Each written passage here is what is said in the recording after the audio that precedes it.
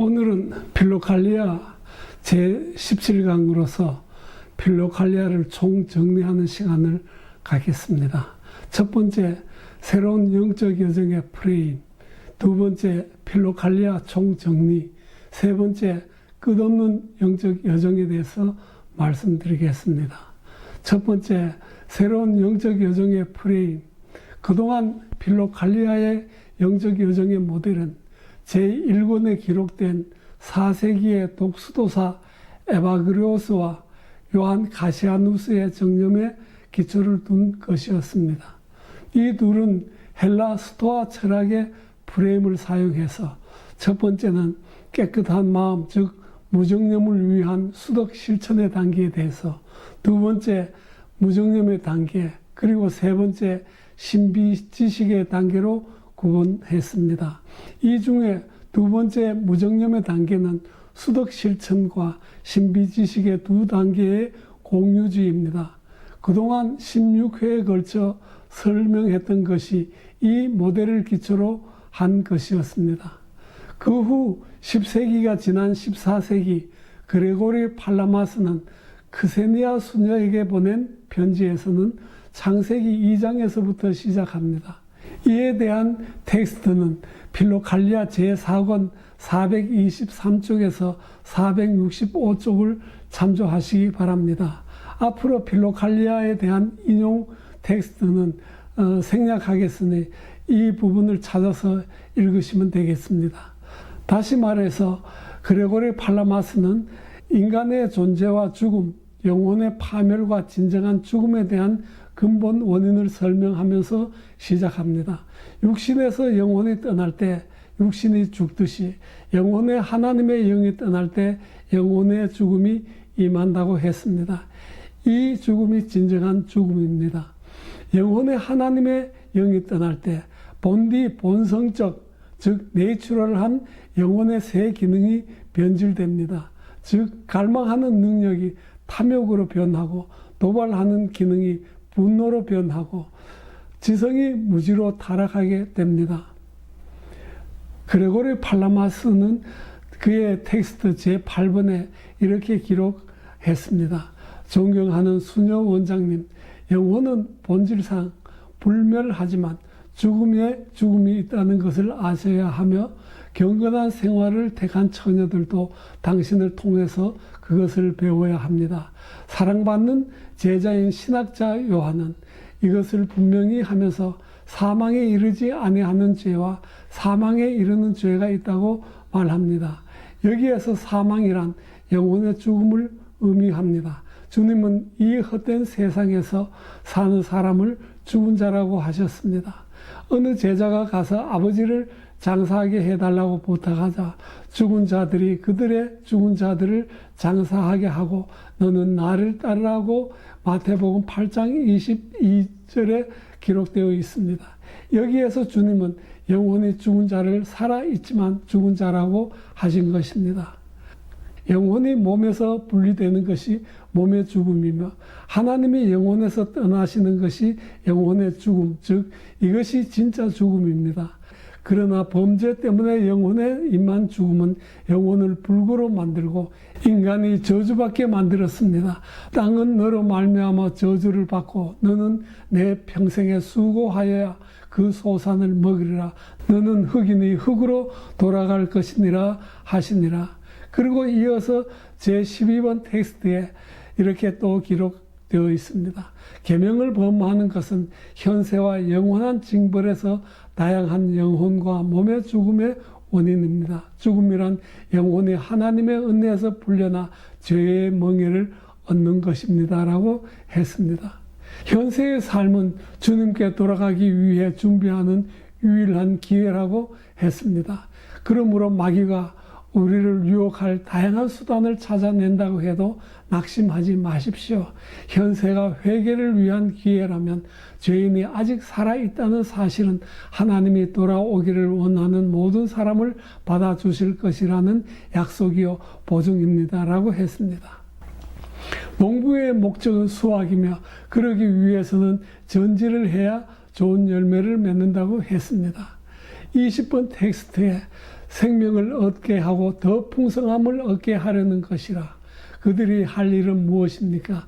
첫째, 그들은 좋은 열매 맺는 것을 방해하는 불필요한 것들을 모두 제거합니다. 그것들은 무엇입니까? 무상하고 덧없는 것, 정념들 등입니다.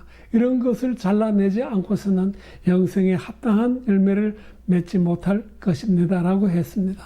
영적 농부의 목적은 하나님의 나라라는 좋은 열매를 수확하는 것이며, 그러기 위해서 깨끗한 마음, 즉 영적 전지를 해야 한다고 했습니다.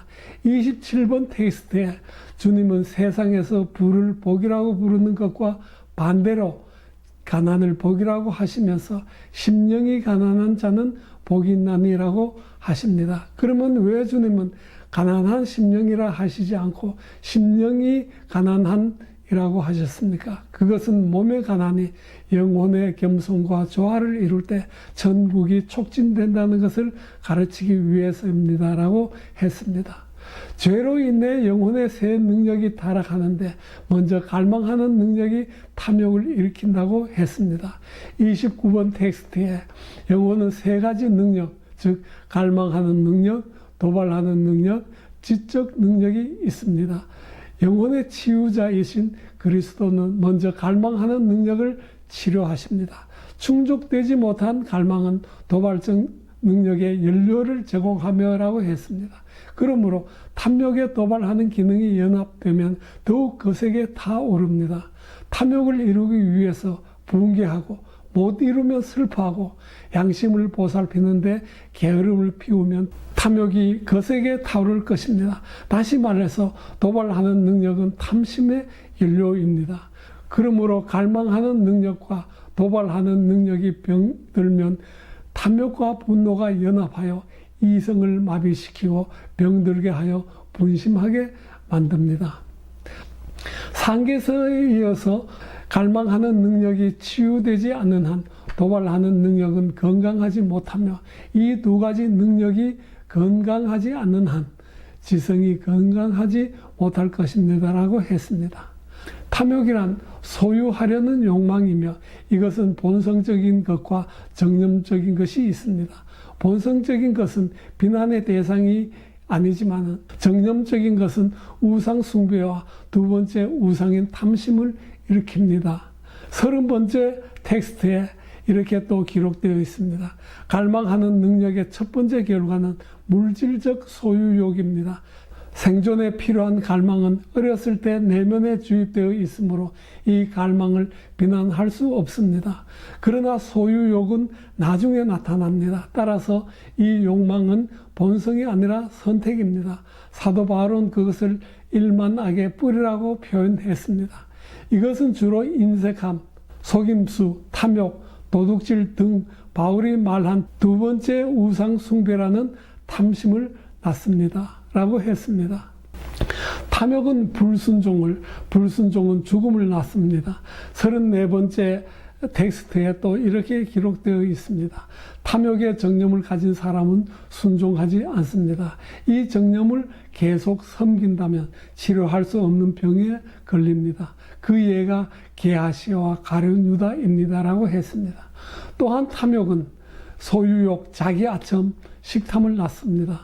35번째 텍스트에 탐욕의 첫 열매가 소유욕이라면 한층 더 피해야 할 둘째, 셋째 열매가 있습니다. 둘째 열매는 자기아첨입니다. 자기아첨이란 비싼 옷 등으로 치장하는 것을 말하는 것입니다. 교부들은 이것을 다른 허영과 구분하려고 세속적 허영이라고 합니다. 그것은 덕으로 유명한 사람을 괴롭히며 자만과 위선을 동반합니다. 이어서 41번째 텍스트에 병든 영혼의 욕망의 세 번째 결과는 식탐이며 탐식에서 온갖 종류의 유격적인 불순, 즉 음란이 생겨납니다. 본성적인 것, 즉 식탐은 비난할 수 없습니다. 이것을 오용하고 남용하는 것은 영적 질병의 표시입니다.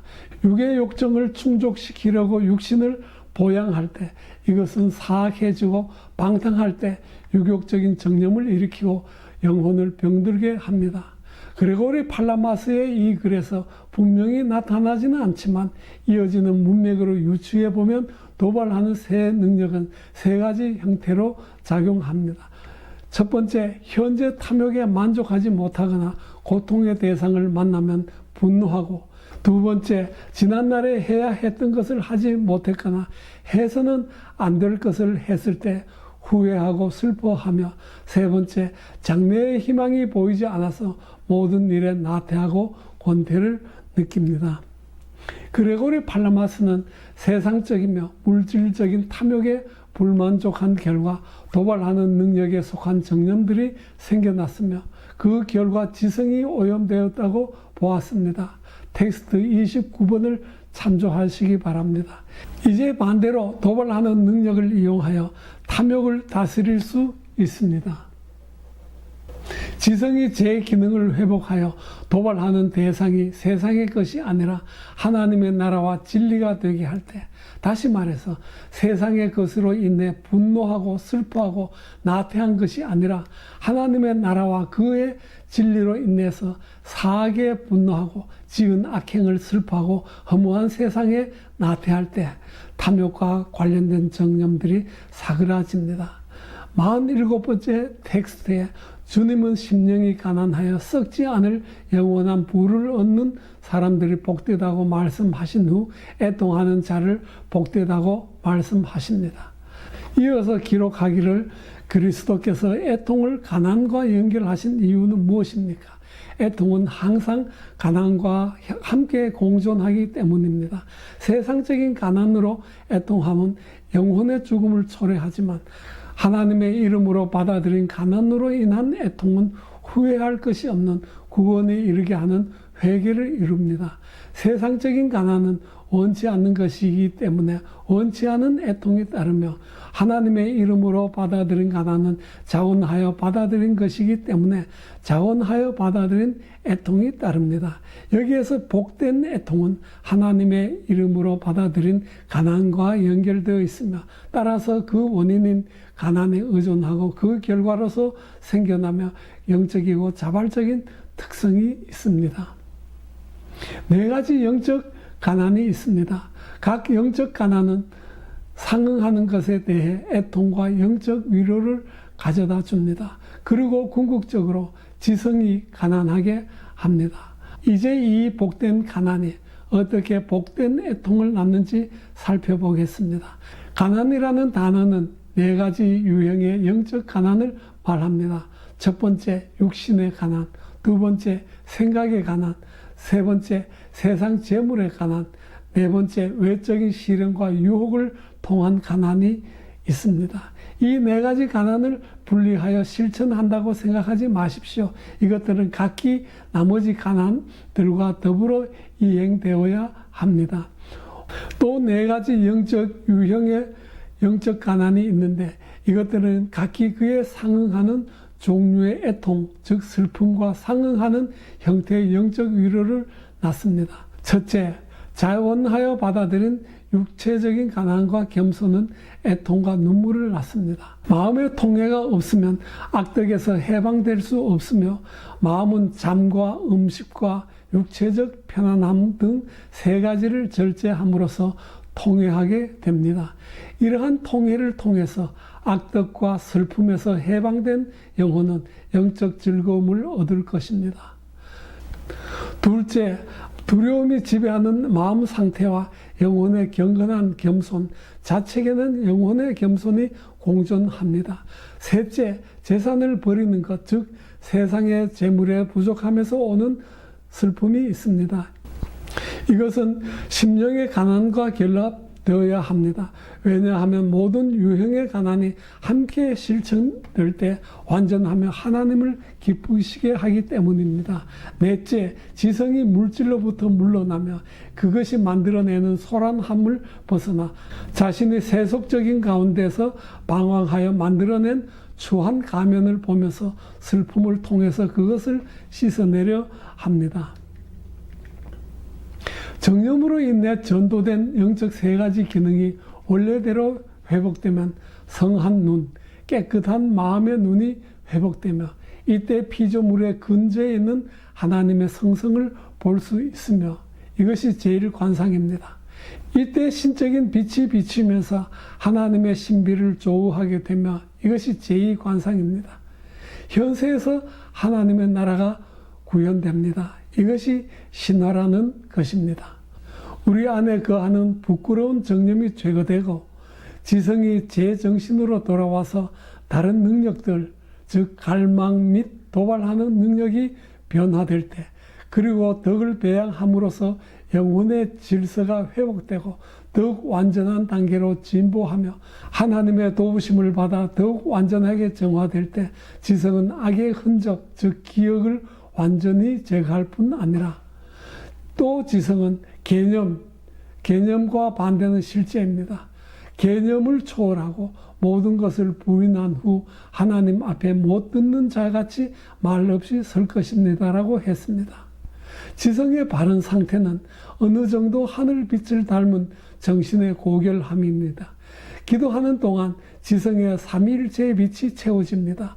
만일 지성의 바른 상태를 보기 원한다면 개념을 완전히 제거하십시오. 그렇게 하면 사파이어나 하늘빛 같은 지성을 볼 것입니다 라고 했습니다. 그레고리 팔라마스는 무정념과 관상 그리고 신비 지식에 대해서는 자세히 언급하지는 않습니다. 이것은 마음이 청결할 때 하나님을 보는 은사가 주어지므로 수덕 실천하는 사람에게는 가장 먼저 실천해야 할 것은 마음의 청결이라고 생각했기 때문일 것으로 짐작됩니다. 두 번째, 필로칼리아 총정리. 필로칼리아를 몇 번의 강의로 정리한다는 것은 거의 불가능합니다. 그러나 이번 강의는 필로칼리아 제1권에서부터 5권까지 전반적으로 흐르는 영적 여정의 숲에 해당하는 프레임을 이해하면 깊은 체험에서 우러난 텍스트들, 크고 울창한 나무들에 둘러싸여도 영적 숲을 잃지 않도록 하는 데 목적을 두었습니다. 그러므로 필로칼리아의 각 텍스트에 담긴 진리와 교훈을 습득하는 것은 독자들의 몫으로 남겨두는 바입니다. 필로칼리아 제1에서 5권에 흐르는 큰 흐름은 제1권 4세기의 에바그리우스와 요한 카시아누스가 정립한 정념과 무정념에 관한 체제입니다. 바로 앞 14세기의 그레고리 팔라마스의 특별한 영적 여정 모델을 설명했지만 평신도 수녀를 위한 실천적 교훈이었습니다. 그러나 그 궁극은 4세기의 그것에서 벗어난 것은 아닙니다. 필로칼리아 총 5권은 수덕 실천, 무정념의 사랑, 관상, 헤시키야 및 신학, 마음의 기도를 각 1권에서부터 5권의 차례로 다루고 있습니다. 그러나 각 권은 시대에 따라서 표현하고 강조하는 전반적인 부분이 그렇다는 것이지 반드시 각 권에서 하나의 주제만을 다루는 것은 아닙니다. 필로칼리아 제1권에서 독수도사 에바그리우스와 요한 카시아누스는 스토아 철학 프레임을 도입하여 깨끗한 마음, 즉 무정념을 위한 수덕 실천의 단계, 두 번째 무정념의 단계, 세 번째 신비지식의 단계로 구분하고 있습니다. 이 중에 두 번째 무정념의 단계는 수덕 실천과 신비지식 두 단계의 공유지입니다. 그러니까 초보자에게는 이 공유지의 면적이 좁지만 점차 영적으로 성장하면서 수덕 실천의 영역이 신비지식의 영역으로 이동하면서 이 공유지가 넓어집니다. 다시 말해서 수덕 실천과 신비지식의 영역이 불분명해지고 통합됩니다. 이때 제1 영역에서의 세상적인 갈망은 본성적이며 생명을 유지하는 데 필요한 것만 남으며 만물 안에 하나님의 계시가 가득 차게 보일 것입니다. 필로칼리아 제1권에서 오리겐의 영향을 받은 독수도사 에바그리우스는 8 정념을 정립하였으며 서방에서 온 요한 카시아누스에게 가르쳤을 것입니다. 요한 카시아누스가 에바그리우스의 제자였다는 데는 서방 기독교 일부 학자에게는 이견이 있지만 어쨌든 그의 스승 에바그리우스 그리고 스승의 스승인 오리겐이 신학적인 의심을 받을 때 곧장 고향으로 돌아간 후 그의 말년에 이집트 수도원에서 체험하고 들은 것 중에 헬라 철학의 언어를 성경 언어로 바꾸어서 담화집과 제도집으로 출판했습니다. 필로칼리아에는 요한 카시아누스만 제외하고는 모두 동방교회 전통의 교부들입니다. 에바그루스와 요한 카시아누스가 정립한 8정념에 대한 개념은 거의 동일합니다. 헬라 철학자들에게 정념이란 인간의 쾌거의 감정에 영향을 받은 결과 변질되어서 이성이 바르게 작용하지 못하게 하는 원인으로 보았습니다. 그러므로 이성적인 인간이 되기 위해서는 감각적 자극에도 흔들리지 않은 평온한 상태를 유지해야 한다고 보았습니다. 이러한 상태를 무정념이라고 하며 이 상태에 도달하기 위해서는 육신의 감관을 엄격히 통제하고 다스려야 한다고 보았습니다. 따라서 수도와 학파들은 무정념에 이르려고 고행을 실천했습니다. 이러한 철학적 프레임이 이집트 수도사들에게 쉽게 인정되고 적용하는 데는 고대 이집트의 사자에서에 나오는 신앙관도 한몫을 했을 것으로 짐작됩니다. 사람이 죽으면 지하 세계를 관장하는 오시리스에게 가서 생전의 행실로 심판을 받는데 그 기준은 심장이 매의 깃털보다 가벼워야 한다는 것입니다. 깨끗한 양심으로 산 사람의 심장은 가볍게 된다는데 매의 깃털보다 가벼울 때 오시리스는 부활의 증표로 앙크, 즉 손잡이가 있는 십자가 모양으로 한 것입니다. 그 앙크를 하사합니다. 앙크를 얻은 영혼은 그의 집인 육신으로 돌아가서 부활한다는 바로 고대 이집트의 신앙관입니다. 이집트인에게 매는 가장 높이 날 수 있어서 신에게 가장 가까이 접근할 수 있는데 매가 높이 날기 위해서는 날개에 어떠한 불순물이 있어서는 안 된다고 보았습니다. 사자의 심장과 매의 날개를 수평저울에 얹어서 재는 것이 바로 이런 뜻입니다. 이집트 사막의 수도사들은 이러한 토속 신앙에서 나온 단어를 사용하기도 합니다. 예를 들면 반공주 수도원들이 운집해 있는 곳을 스케테라고 부릅니다. 스케테란 훈련이라는 뜻의 헬라어인데 심장의 무게를 가볍게 하는 훈련장이라는 뜻으로 반도커 수도원들이 있는 곳을 이렇게 불렀습니다. 지금 터키의 흑해 근처에 있는 이보라 출신 에바그루스와 서방의 요한 카시아누스는 필로칼리아 제1권의 신앙 고백의 목적을 위해서 마음의 청결을 목표로 삼고 수덕 생활을 실천해야 한다고 했습니다. 마음의 청결에 장애가 되는 것을 정념이라고 하고 8가지 정념을 설명했습니다. 정념의 주 정념을 식탐, 탐욕, 허영이라고 했습니다. 창세기 3장 6절에 여자가 그 나무를 본즉 먹음직도 하고 보암직도 하고 지혜롭게 할 만큼 탐스럽기도 한 나무인지라고 기록되어 있습니다. 바로 여기에서 먹음직과 보암직과 탐스럽기도 한 것이 바로 주 정념이 되겠습니다. 이것이 근본이 되는 시험입니다. 이 시험은 그때 그것으로 끝나지 않고 40일 동안 금식하시는 예수님에게도 같은 시험을 했습니다. 마태복음 4장 3절에서부터 9절을 참조하시기 바랍니다. 이 사건을 에바그루스는 이렇게 해석했습니다. 필로칼리아 제1권 42쪽에서 43쪽에 그는 처음에는 주님에게 돌을 떡으로 변화시키라고 구원했고 다음에는 만일 자기 앞에 엎드려 경배하면 온 세상을 주겠다고 약속했고 마지막으로 주님이 그의 말을 듣는다면 성전 꼭대기에서 뛰어내려도 상처 입지 않고 영광을 받을 것이라고 말했습니다. 그러나 주님은 이러한 시험에 넘어가지 않고 마귀에게 물러가라고 명하셨습니다. 주님은 우리가 이 3가지 생각을 멸시하고 거부하지 않는 한 마귀를 쫓아낼 수 없다고 가르치십니다. 마음의 청결에 장애가 되는 정념들은 서로 영향을 주고받으면서 마치 군대처럼 어떤 조직과 규칙을 가지고 활동한다고 보았습니다. 이것을 생각들 또는 마귀라고 부르면서 이것은 또한 우리가 잘 때 그 원수가 와서 곡식 가운데 덧뿌려 놓은 가라지라고 했습니다. 이 군대와 같은 마귀를 대적해서 이기기 위해서 규칙대로 싸워야 승리할 수 있다고 했습니다.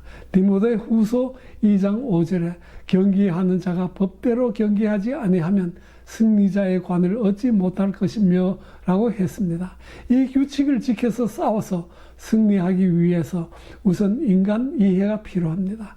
필로갈리아 교부들의 인간 이해는 육, 혼, 영으로 조성되어 있으며 영혼은 다시 새 영역과 기능을 가졌다고 보았습니다.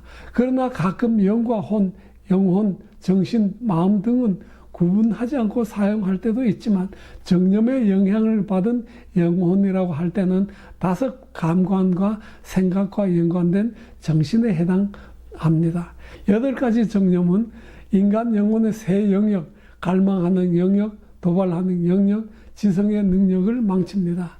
즉 감각적 만족과 즐거움을 주는 것에 집착하는 영혼의 기능을 갈망하는 영역이라고 하며 여기에 해당하는 정념으로 음식에 집착하는 식탐, 이성에 집착하는 음란, 재물과 돈을 좋아하는 탐욕입니다. 이와 반대로 감각적 불만족과 괴로움을 주는 것을 증오하고 분노하는 영혼의 기능을 도발하는 영역이라고 합니다. 이에 해당하는 정념은 시기에 따라서 정해지는데 현재 눈앞의 대상에 대해서는 분노, 과거 지난 것에 대해서는 후회와 슬픔, 장래에 어떤 희망이 보이지 않을 때는 권태가 해당합니다.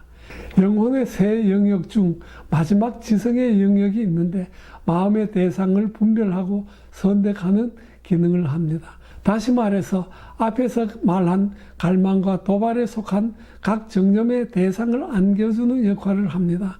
자기애를 토대로 대상을 취할 때 허영을 낳고 이 허영이 어미가 되어 교만을 낳습니다.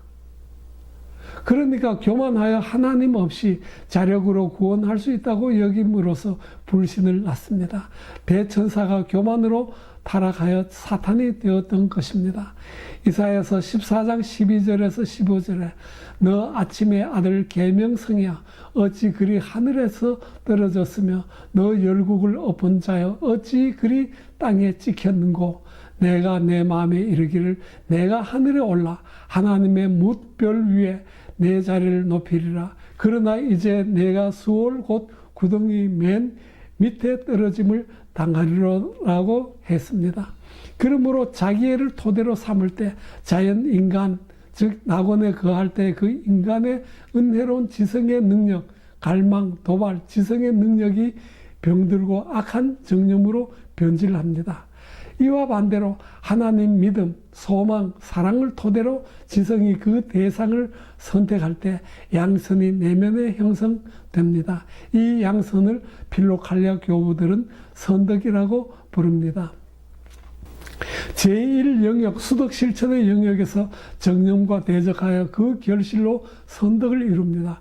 이와 반대도 성사됩니다. 즉 힘써 수덕 실천을 통하여 정념의 반대가 되는 선덕을 얻음으로써 정념에 대적할 수 있습니다. 앞에서 언급한 바 정념의 성함과 쓰러짐의 규칙에 따라서 싸워야 합니다. 정념의 앞에 정념이 과할 때 다음 정념이 일어납니다. 즉 식탐이 과하여 음욕이 생기고 음욕으로 인해 탐욕이 과하여 슬픔은 낙심과 연합하여 나태가 일어납니다. 그러나 이 앞에 6 정념을 누르면 누를수록 반비례로 허영이 성하고 허영은 어미가 되어 교만을 낳습니다. 이러한 규칙을 알고 인간의 나약함과 사악한 기억으로 형성된 존재임을 기억하고 사악한 원수들을 대적하는데 전쟁에 능하신 하나님 없이는 안 된다는 것을 망각해서는 안 됩니다. 그러므로 사탄의 교활함과 인간의 나약함과 하나님의 인간 구원의 경륜을 알고 하나님과 인간의 죽음을 기억하고 쉬지 말고 하나님의 아들 주 예수 그리스도의 이름으로 하나님의 자비를 구해야 합니다. 이와 반대로 무지, 망각, 게으름은 영혼을 망치는 새 골리앗입니다. 지금까지 설명한 것은 영적이며 정신적인 차원이었습니다. 그러나 전인이 연합하여 원수에 대적하지 않으면 불완전하여 한순간에 이전 상태로 되돌아갑니다. 더욱 안전한 상태에 정조하기 위해서는 육신이 이 싸움에 동참해야 합니다. 그 방법을 필로칼리아 교부들은 정신, 신체적 기도와 삶의 방법을 권장했습니다. 간단히 설명하자면 정신, 신체적인 삶을 계명을 실천하는 삶이라고 해도 무방합니다. 신앙의 울타리, 하나님의 계명을 몸에 일으키는 삶입니다. 그러므로 영성 생활에서 계명의 실천이 매우 중요합니다. 사막의 수도사들은 구약의 계명과 복음의 계명 그리고 수도원 규칙과 장상의 명령에 순종하는 삶을 실천하였습니다. 필로칼리아에서 정신, 신체적 기도란 기도말에 육신을 연합하게 하는 기도입니다. 즉 예수 기도를 마음으로 바치면서 손가락으로는 기도 매듭을 돌리고 호흡과 심장 박동에 그 리듬을 맞추고 기도말을 씹는 기도 방법입니다. 이때 정신과 몸이 상조하여 영육간 거룩한 습관이 들면 이제는 기도가 기도자를 주관하고 잠잘 때나 사람들과 대화 중에도 쉬지 않고 기도하게 됩니다. 정신이 오직 예수 이름에 집중할 때 정신이 방황하지 않게 되며 깨끗한 마음, 성한 눈, 청옥을 편듯한 마음이 되며 이른바 무정념의 상태가 됩니다. 이렇게 예수 이름을 쉬지 않고 바치는 동안 정신은 제2 영역에 들어갑니다. 그러나 한번 맛보아 알 뿐 이곳에 정주하지 못하고 여전히 이전 상태로 돌아가게 하려는 세력들이 거칠게 반항합니다. 이것을 영적 요요 현상이라고 하며 그렇게 되면 나중 형편이 전보다 더욱 심하게 됩니다. 영적 요요 현상에서 벗어나기 위해서는 되돌아가는 문, 즉 감관과 생각의 문을 닫으면 됩니다. 그러나 인간 스스로 감관의 문을 닫는다는 것은 불가능합니다. 동양 종교에서는 자력으로 이것을 실천하려고 하지만 우리 기독교에서는 하나님의 은총, 유월절의 은총, 세례의 은총을 받을 때만 가능합니다. 마음의 양 문설주, 즉 영혼에 갈망하는 능력과 도발하는 능력에 그리고 임방의 어린 양의 피를 바를 때 애굽에 내리는 재앙, 즉 정념이 과월합니다. 요한 클리마쿠스는 그의 거룩한 등정의 사다리 마지막 계단에서 무정념과 사랑은 동의어라고 했습니다. 그러나 무정념은 앞으로 즉 하나님의 나라 목적을 향해 나아가려는 힘이 사랑에 비해서 부족합니다. 유월절 애굽에 내린 재앙을 피한 이스라엘 백성은 하나님의 전능하심을 맛보아 안 다음 그 자리에 살지 않고 그곳을 떠나서 하나님이 약속하신 땅으로 나아갔습니다. 애굽은 세상의 가나안은 하나님의 나라를 상징합니다. 하나님의 약속의 땅, 하나님의 나라를 갈망할 때 우리는 세상, 즉 애굽을 뒤로 하고 하나님 나라 가나안을 향해 돌진합니다. 이제 무정념의 영역에 잠시 들어왔을 때 하나님의 나라를 한번 맛봄으로써 더욱 뜨거워서 목이 탑니다. 그래서 영혼은 이전 것은 지나갔으니 보라 새 것이 되었도다라고 외치면서 하나님을 아는 지식, 관상의 단계로 나아갑니다. 관상이라는 단어는 성경에 없습니다. 그러나 지혜와 명철, 하나님의 뜻을 아는 지식이라는 의미로 표현될 뿐입니다. 필로칼리아 교부들이 의미하는 바 만물 안에 서린 창조주 하나님의 성성을 보는 것입니다. 서방교회에서는 관상과 묵상을 예리하게 구분하며 사용하고 있습니다. 이는 명목상으로는 동방교회도 마찬가지입니다. 그러나 실천적으로는 분별하기 어렵습니다. 이에 대해서 다메섹의 피터가 필로칼리아 제3권에서 관상의 8단계에 관해 설명했습니다. 관상에는 8단계가 있는 듯 합니다. 7개의 단계는 현세의 것이고 8번째 단계는 다음 세대에 속하는 것입니다라고 필로칼리아 제3권 156쪽에서부터 203쪽에 기록되어 있습니다. 제1에서 7단계의 관상은 이미 지나쳐온 수덕실천, 무정념의 영역에 속하는 것인데, 이 중 1에서부터 3번째 단계는 초보자, 4번째부터 7번째 단계는 중급자에게 해당하는 관상이며, 마지막 8번째 단계는 주부적 관상으로서 온전한 자에게 해당하는 관상입니다. 그러므로 다메섹의 피터에 의하면 무정념, 즉 마음의 깨끗한 분량에 따라서 하나님을 아는 관상의 상태가 정해집니다. 제1에서 7단계의 불완전한 관상의 부분을 묵상이 조력한다고 해석할 수 있습니다. 즉 묵상과 관상이 상조작용하기 때문에 실천적인 차원에서는 묵상과 관상을 예리하게 구분할 수 없다는 것입니다. 정교에서는 완전한 경지에 도달한 관상자 또는 관상을 성취한 자, 하나님을 아는 지식을 얻은 자를 신학자라고 부릅니다. 이제 정리하겠습니다.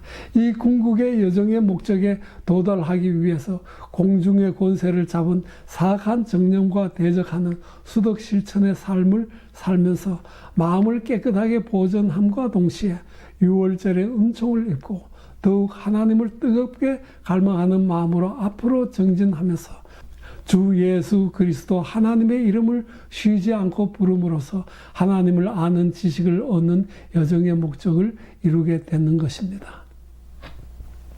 세 번째, 마지막으로 끝없는 영적 여정에 관하여 지금까지의 영적 여정의 모델은 하나의 생각 단위에서 지극히 짧은 순간에 일어나는 것에 관한 것이었습니다. 생각의 한 단위를 순간이라고 합니다. 우리 인생은 이 순간들의 연속입니다. 시계를 기준으로 할 때 이 시간을 크로노스라고 부르며 이 한순간에 감추어져 있는 신비의 하나님의 때, 하나님의 계획을 카이로스라고 합니다. 에베소서 5장 16절에 세월을 아끼십시오. 때가 악합니다. 라고 했습니다. 이때 세월이 바로 카이로스라고 합니다. 그러니까 지금까지 영적 여정의 모델은 한순간의 작은 모델들, 즉 마이크로 모멘트에 관한 것이지만 인생의 전체를 하나의 큰 순간, 그러니까 마크로 모멘트로 보기도 합니다. 다시 말하자면 영적 여정을 인생 전체의 큰 순간 안에서 일어나는 매 짧은 순간들의 연속으로 보아야 맞습니다. 이 짧은 작은 순간에 일어나는 것을 순간의 진실, 모멘트 오브 트루스라고 합니다. 그러니까 여기 지금 나의 모습은 짧은 순간의 진실들의 합으로 형성된 모습인 것입니다. 기독교의 한 해의 절기 구분은 주님을 기다리는 대림절기로부터 시작하여 성탄절, 주현절, 제1연중시기, 사순절, 고난절기, 부활절, 성령 강림절, 제2연중시기, 그리고 다시 대림절기로 회전합니다. 한 주일은 유대인에게는 월요일부터 시작하지만 기독교는 주님이 부활하신 주일부터 시작합니다. 그 중에 금요일은 주님의 순환, 토요일은 무덤 속의 어둠, 일요일은 부활의 날로 기념합니다. 전통적인 수도원의 날질서, 데일리 오더, 즉 성무일도는 약 3시간마다 제1시가에서부터 만과까지 7번 기도합니다. 이것은 거룩한 공동체가 정한 기도 시간이지만 사도 바울은 쉬지 말고 기도하라고 권합니다. 이는 매 순간 주님의 말씀을 망각하지 말고 주 예수 그리스도 하나님의 아들의 이름을 기억하고 부르짖으며 기도하라는 권고입니다. 에베소서 6장 18절에 모든 기도와 간구로 하되 무시로 성령 안에서 기도하고 이를 위하여 깨어 구하기를 항상 힘쓰며 라고 했습니다. 사도 베드로는 사랑하는 자들아 주께는 하루가 천년 같고 청년이 하루 같은 이 한 가지를 잊지 말라라고 베드로 후서 3장 8절에 말씀하셨습니다. 그러니까 주님은 모든 시간의 주인, 크로노스와 카이로스의 주인이심을 토대로 하여 오늘을 사는 우리들에게 이